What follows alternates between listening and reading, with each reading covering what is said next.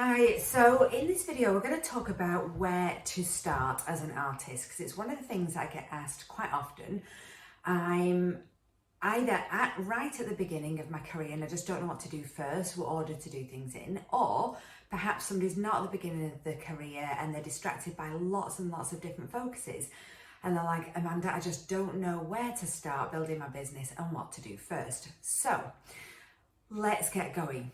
First things first is take a step back and have an honest look at where you are.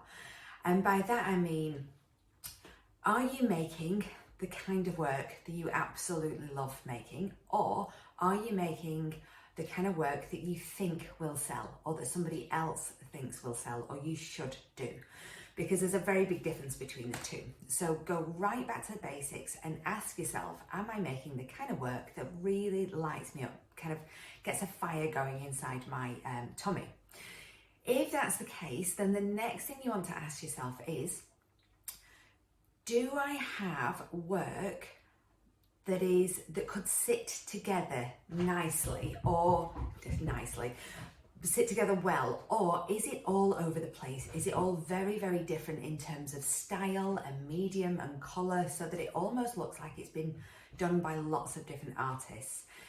If you can get a few pieces together that have a similar look and feel, or you can just decide what you want to focus on for the next, say, 3 to 6 months, and explore that kind of one thing, whether it is landscapes in mixed media or landscapes in mixed media and watercolour, whatever it may be, but just make sure there's one common thread for a period of time that ties your work together. Now, you'll hear this referred to as a collection or a series, but don't get too hung up on that word.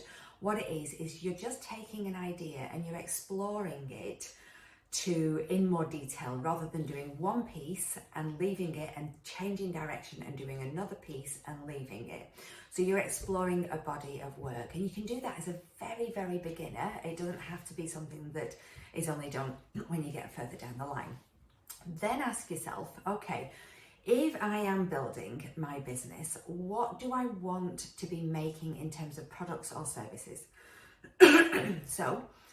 And a lot of this will depend on your personality and how much you like dealing with the public or speaking to people in person, or whether you're quite introvert and want to stay hidden behind closed doors, or you want a mixture of the both.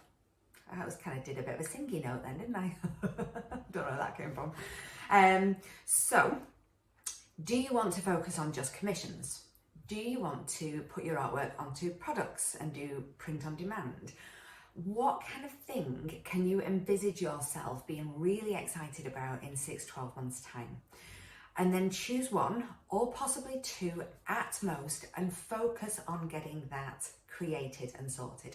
So if it's print on demand, so you want to have an original painting and you want to get more out of that by having prints made too, then you're going to have to find a print on demand company and take some really good shots of the artwork so that you've got the two things you need, and then you'll talk about it to your customers, which is what we'll come to. So decide on the actual product or service and really focus. Don't get distracted by too many things at once.